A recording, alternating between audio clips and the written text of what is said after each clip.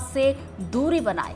सरकार इन इलाकों के विकास के लिए प्रतिबद्ध है। तो बताते चले केंद्रीय गृह मंत्री अमित शाह की मुलाकात की ये तस्वीरें आपको दिखा रहे हैं, जहां पर मुलाकात करने के लिए पहुंचे थे। साथ में डिप्टी सीएम विजय शर्मा, मुख्यमंत्री विष्णु देसाई भी उनके साथ मौजूद रहे।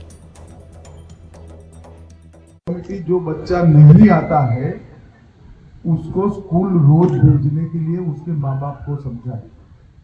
तो यहाँ जितने भी माताएं बैठी है, महतारी बैठी है, आप लोगों ने हर बच्चे को स्कूल भेजना शुरू करना पड़ेगा, वरना वो बच्चा भी अपने जीवन में कुछ नहीं कर पाएगा। उसको नौकरी तभी मिलेगी, वो धंधा तभी कर पाएगा, वो सुखी तभी होगा जब वो पढ़ेगा। स्कूल होता ना, स्कूल तक दाखिला किया ना, मतलब कम स्कूल स्कूल होता ना, पढ़ा की ना आगे इधर जिम्मेदारी बाबा ना, मतलब मन्नार दगा दीदी कमेटी पाड़ी में स्कूल देश के गृह मंत्री अमित शाह गुंडम गांव पहुंचे। यहां पहुंच वे इस महुए पेड़ के नीचे चौपाल लगाए, ग्रामीणों से सीधे संवाद किए और ग्रामीण जो है बड़ी संख्या में यहां पहुंचे हुए थे। इस दौरान गृह मंत्री, चूंकि ये जो पूरा इलाका है गोंडीवासी लोग हैं, ऐसे में गृह मंत्री जी को चूंकि गोंडी नहीं आती और इस इलाके के लोग हिंदी नहीं समझ पाते, तो अनुवादक की भूमिका अदा कर रही थी मैम। तो मैम, शुभ नाम क्या लिखते हैं आप? जी, निधि कतलम। निधि जी कहाँ के रहने वाले हैं? जी, मैं केतुलनार की रहने वाली हूँ। क्या करते हैं? जी, मैं पीआरपी हूँ सर, ब्लॉक हुसूर की। समूह का संचालन करते हैं। अच्छा, यहाँ पे भी समूह बनाए गए हैं क्या? जी सर। कितने समूह? महिला स्व सहायता समूह? जी। कितने समूह बनाए हैं? 5। अच्छा, अभी कितने महिलाओं को जोड़े हैं? 50 महिलाओं। जी।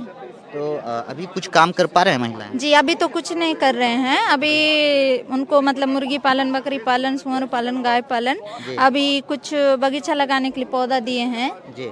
तो अभी बस इतना ही फिलहाल हो रहा है। कितने दिन हो गए इन महिला स्व सहायता समूह को बने हुए? जी, अभी 10 दिन हुए हैं। अच्छा, हाल फिलहाल में बनाए। जी। अच्छा, गृह मंत्री जी आपको अनुवादक की भूमिका में रखे थे, क्या कुछ कह रहे थे गृह मंत्री जी?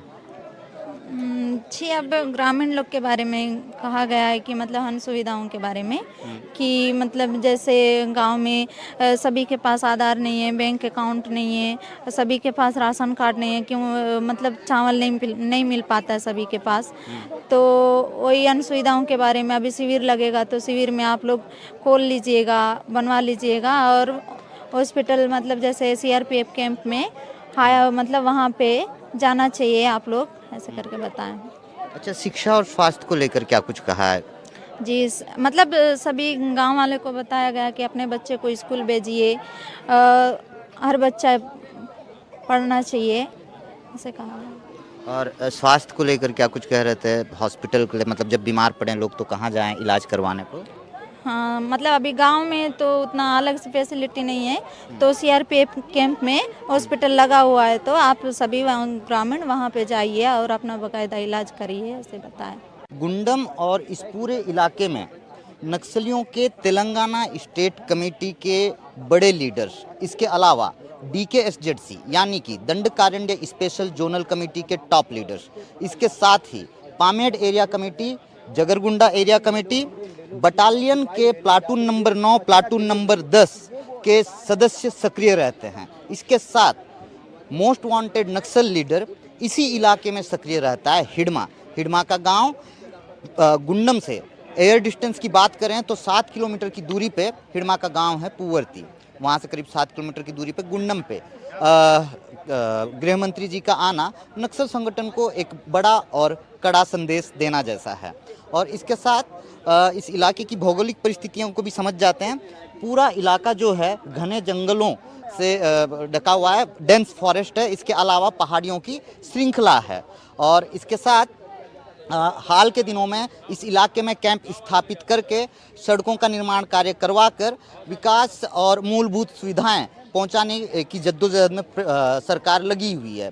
गुंडम गांव में 14 फरवरी 2024 को कैंप स्थापित किया गया है। इसके साथ आसपास जितने इलाके हैं यहाँ कैंप स्थापित करने की जो प्रक्रिया है वो लगातार जारी है। पिछले 5 सालों में करीब 106 कैंप स्थापित किए गए हैं। इसके साथ पिछले 1 माह में सुकमा और बीजापुर के इस सीमावर्ती इस सरहदी इलाके में करीब 7 कैंप स्थापित किए गए हैं।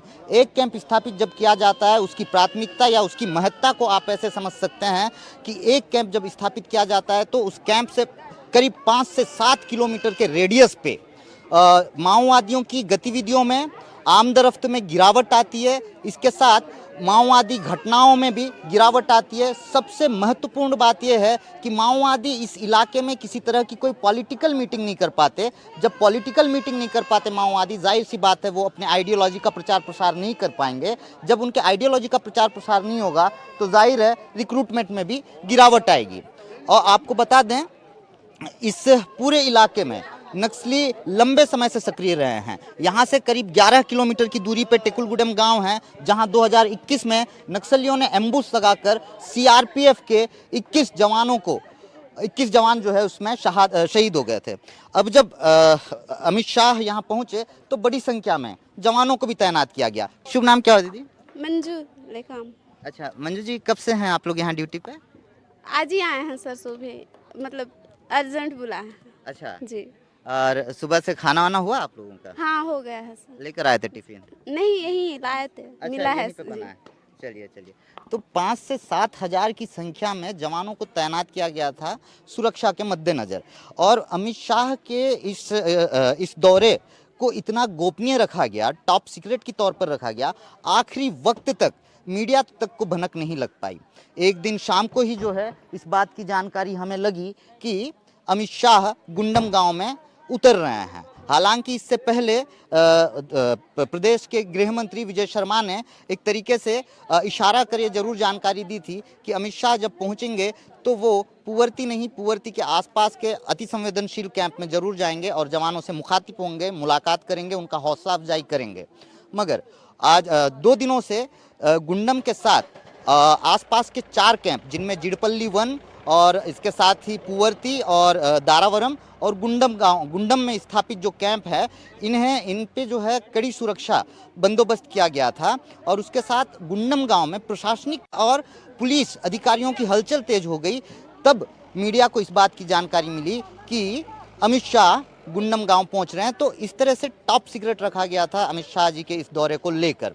बहरहाल अमित शाह जी यहाँ पहुंचे और ग्रामीणों को ये विश्वास दिलाया है, आश्वस्त किया है कि बहुत जल्द यहाँ अस्पताल भी होगा, बहुत जल्द इनके यहाँ बुनियादी सुविधाएं भी होंगी, बहुत जल्द इनके जीवन स्तर में बदलाव भी होगा, सुधार भी होगा और नक्सलवाद से इस इलाके को मुक्ति भी मिलेगी। बहरहाल ये तो आने वाला वक्त ही बताएगा कि इस इलाके और इस इलाके में बस रहे बासिंदों के तस्वीर और तकदीर में कितना बदलाव आता है। गुंडम से एनडीटीवी के लिए मुकेश चंद्राकर की रिपोर्ट।